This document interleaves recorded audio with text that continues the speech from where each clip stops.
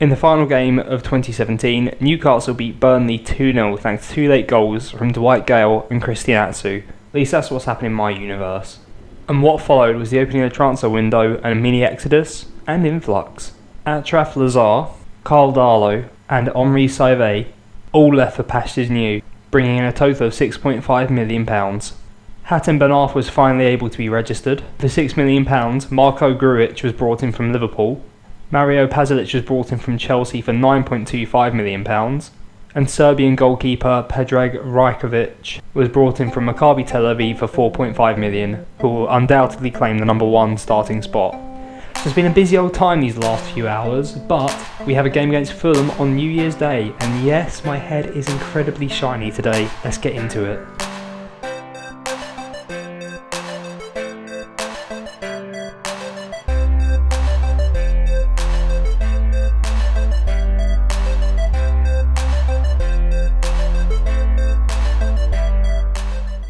Hello, welcome back to TedRedwood FM. I'm Ed, as always, and we're playing some more Being Sir Bob today. I last met you for this aberration of a result away against West Ham where we lost 6-3. However, form's actually been pretty good since then. We then played Crystal Palace and won 3-2 thanks to 2 goals from Dwight Gale and 1 from Christian Atsu, meaning that Benteke and Alexander Sorloth's goals didn't mean much. Who even is that guy? We then beat Bournemouth 2-1, Ayoza Perez and a Hoslu on the score sheet for us, Joshua King equalising for Bournemouth in the 11th minute. But fortunately, Mohamed Diame's red card didn't come back to bite us and we held out the last 15 minutes to win that one. And a third win on the bounce. We went 1-0 down fairly early on. Diego Jota got a goal for Wolves. But then Ayoza Perez and Jacob Murphy scoring within 3 minutes of each other meant we'd won 3 games in a row, which if you look at our form under me is incredible really. We then had a double away on Merseyside, so I'd imagine we probably stayed there a few days, or maybe not because it was Christmas. Good one, Ed. Unfortunately, going down 2-1 to Everton after taking a 1-0 lead through Dwight Gale, but Pione, Sisto and Sandro scoring for Everton meant they took all 3 points. And then against Liverpool, we just didn't turn up. They went 3-0 up. Mohamed Salah, Divock Origi and Oxlade-Chamberlain with the 3 goals before Ki Sung-Yang brought one back. And we had a couple of okay chances towards the back end of the game, but we didn't deserve anything from it. And then, as mentioned, we just played Burnley away from home. We kept it real tight all game and then just hit them twice on the break real quickly. Dwight Gale and Christian Atsu doing the damage there. I really wanted to shot on camera, but I also couldn't wait to play it. And with a bit of a transfer update, I thought I would have to trim it down a little bit. In terms of things going behind the scenes, obviously we've made 3 transfers. I'll go into them in a second, but we are currently secure. We have a little bit of wage budget, well, 12k per week, and a £6 million transfer budget, so we can't do a huge amount with that. We've got an affiliate club on the way, hopefully to boost revenue abroad, so we'll see. And we do have a load of irons in the fire in regards to transfers. The ones I'm most bothered about are this guy, so Philipp Lienhardt, who's an Austrian centre-back at Freiburg. He's ready to sign on dotted line, but we didn't have enough budget before. We might not now. How much does he... Okay, so we've got a £4.1 million bid in, which is ready. I had to delay the transfer, so that's a goer. Also goers are Logan Matei, who is a regen. I guess he's a first year regen because a load of youth players get released, so it fills up the youth squad. But he's a really quick, technically good, mentally not bad 17-year-old French player playing at Troyes, or Troyes to some. But he's potentially coming in for 2.3 million, and yeah, the maths isn't quite adding up, is it? So I'm going to have to sacrifice something here. As the final player I'm looking to potentially bring in is Valon Berisha, who I have a love association with because I used to play as Viking or Viking, FK, Stavanger, whatever they're called. And the Berisha brothers used to play there, so Valon and Veton Berisha. And Valon was always the more talented of the two. And he's actually really solid across the board, physically fine, mentally really good, technically really well rounded, can play anywhere across those attacking mid roles and even back in centre mid a little bit. I was more thinking to have him as like a backup across those positions, and he's potentially coming in for 2.6. So I think what we're going to have to do is probably bring in the young winger and the Berisha and then just stick with the centre backs we've got, which is a bit of a shame, but we really don't have the transfer budget to be playing around with much else, to be honest. The thinking behind the new keeper, I mean, 23-year-old Serbian Predrag Rajkovic, 4-star current, 4.5-star potential. We might not get that much further, but definitely an upgrade on what we've got. We've got a number of keepers at the moment, but Matt Sells is currently actually playing goal for us because we had a couple of injury problems. And he's done really well. He's played 6 games, conceded 9 isn't great, clean sheet 1, but he's looked a lot more solid than Rob Elliott did, and he's out injured. But as you can see here, Rajkovic, better aerial, better communicator, lower eccentricity, which is good. Distribution's the same, shot stopping is minorly worse, physical minorly worse, mental the same, and speed a bit worse. But I think he's overall like a better rounded keeper, and with a bit of room to grow, I'm hoping he will really come into the role. Definitely good for the next couple of years anyway. Mario Palisic isn't someone I've actually heard of, but he's from Chelsea, 9.25 million, 23-year-old Croatian, 3.5-star current, 4-star potential, probably won't move that much more. But I'm looking to sort of bring him in instead of Shelby, because Shelby's been kicking up a lot of fuss and Diarme's getting on a bit. And this guy's massive as well, he's 188 centimetres, tackling's okay, passing's good, long shots, first touch, finishing, dribbling, all fine. Really well rounded, just across the board, just yellows everywhere, and that's kind of what we need in that role. We just need someone who's consistent and can do a bit of a shift. So that's the idea behind him. He's one of the top earners I've seen on 41k. I don't know what the rest of the squad are doing really, but that's for this summer to figure out. And then finally, 6 million for Marko Grujic from Liverpool. I thought it was pretty good. So he's only 22 still, which is good. Serbian, 3.5-star current, 4-star potential. I'm actually training him to be a defensive mid because, again, he's an absolute unit, and he's probably better than Isaac Hayden and Ki Sung-Yang, both defensively and on the ball and off the ball, with a bit of room to grow as well. So yeah, hoping for big things from him. He will be starting. All these guys will be starting at some point, but I don't want to just throw them straight into the team after we've won a game. So that's why they are only on the bench.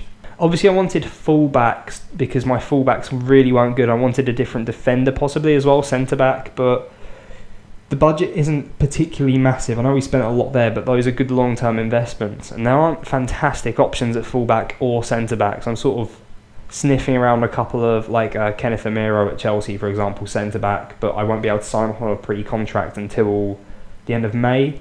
So the idea is I'm sort of just going to play around a bit now, and we'll see if we can get them in any earlier for a lot cheaper.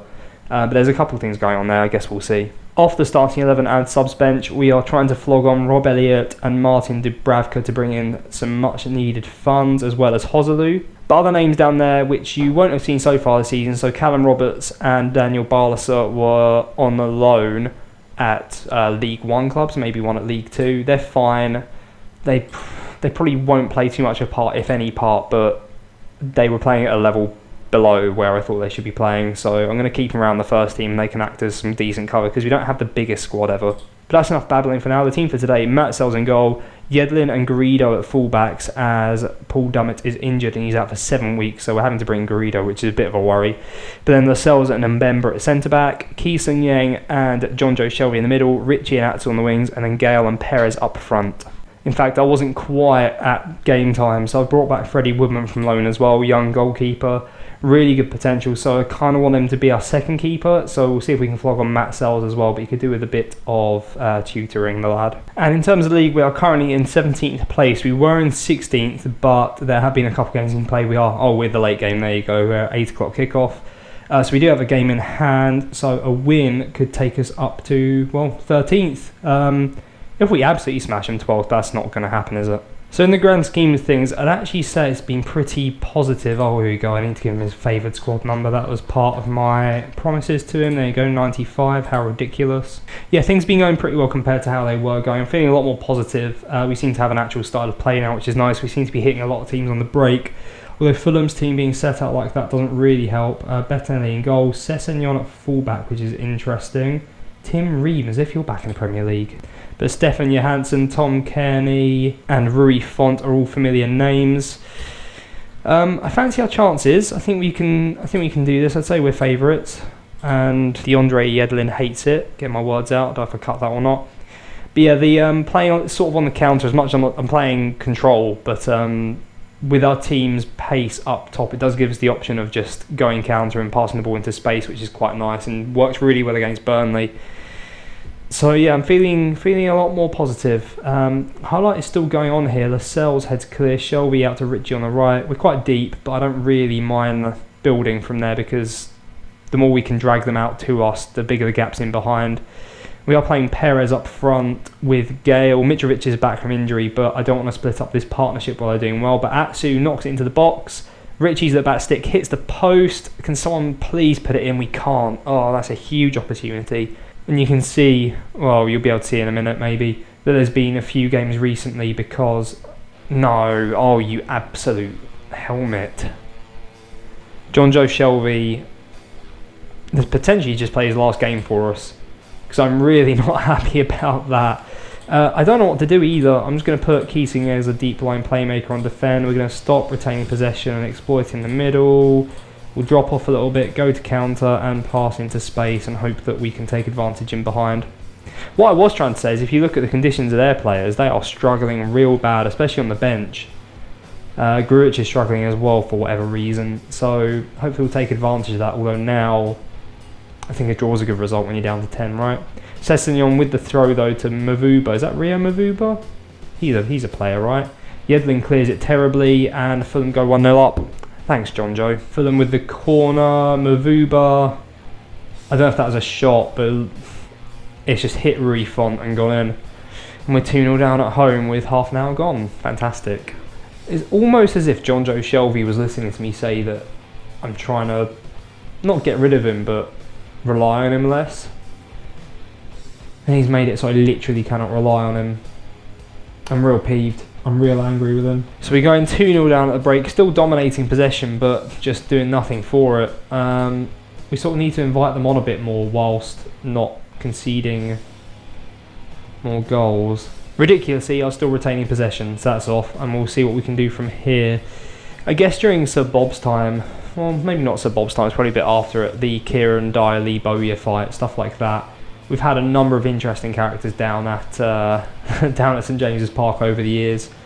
A lot of big egos for whatever reason, and I think John Joe Shelby is probably time for him to go. Fits into it, sort of become the Craig Bellamy of the situation. Anyway, Johansson with a corner for Fulham, whips it in, and we'll get another bite at the cherry now. We're nowhere to be seen, and I'm not surprised. Kearney, is that right? Puts it just over the bar anyway. 25 minutes to go. Keesing Young can come off. I'm going to bring on Palisic for him, just because Grujic is a bit tired. They're kind of similar in terms of the attributes as well, so I'm not too fussed about that. Atsu's done nothing, so Rolando Aarons comes on for him, and Mitrovic can come on in place of Dwight Gale, just to give us a bit of a bigger option up front. Highlight starts with Sells just hoofing up the pitch, and this is the sort of area where 2 centre mids would be really useful, but we've only got one on the pitch, and I decided not to put another one on because I'm a fool. But Fulham coming forward down the left, which is real good. Kearney on the edge, that's really hard to say. Johansson to Rui Font, hits the bar, and we avoid a third goal. It's amazing what this game can do to you when you're feeling positive. I felt so good about the team, looking at the table, the transfers we made in, the way we're starting to play, and then John Joe goes and does that. It's just, why do it? I assume this is the end of the game. Skip to the end of the game if it isn't, or is. I don't know what I'm saying anymore. So there's the 2-0 defeat to Fulham at home. All that build up, all that time. I was really looking forward to that. Thought it was a match we could win and actually start pushing ourselves up the table. But as it is, we are still down in 17th. We are 5 clear of the relegation zone, which, I mean, during that losing run, I think we were 5 points away from safety at one point. So that was a disaster. But yeah, we're still within touching distance of 11th. We're only 4 points behind that. Fulham are in 10th. That's a shame. We could have closed the gap on them. Even Watford in 9th. Tottenham 8th. I mean, I'm looking way too ahead of my station, but they're not that many points ahead in the grand scheme of things. I mean, 16 games, you can start to catch some of these teams. Maybe not the top 10, but anyone below that, yeah, sure. So Shelby is banned for a match. I'm fining him 2 weeks of wages. He actually accepts his fine. We've had a tough start under Redwood. Is that correct? It probably is. Spent 19.5 million. I mean, I've literally just spent that, which is a bit cruel. John Joe Shelby. I mean, if he performs vaguely well, someone might just come in for him anyway. I feel like if I offer him out, I won't get value for him. He's good to have around for now, but yeah, I think it's someone else's time to step in. So I've potentially got a couple of easier games coming up. Cardiff is huge because they're in the relegation zone. And then we got Southampton, Brighton, Watford, and then Leicester in the league. So we could win them all. I know Leicester are 5th and doing pretty well. But we need to get some points on the board ahead of Man U, Chelsea, Spurs, Arsenal, and City coming within 6 games of each other. Only Huddersfield in the middle, breaking that up, which is horrible. So unless we go on some kind of FA Cup run, I think the next time I'm going to see you will probably be Man U, because we haven't seen them yet, and you hear all kinds of stories about how dominant Jose Mourinho is on this game. In my off save, he was there until like 2025. So yeah, big game. So end of the episode. Honestly, I'm disappointed because that was just nothing in the end, wasn't it? Oh, my brain. So thanks, John Joe, and good luck getting into the team after you're back from your suspension. But if you've enjoyed that, please do like, comment, subscribe, and I will see you very soon for some more Newcastle action. Thank you very much for watching.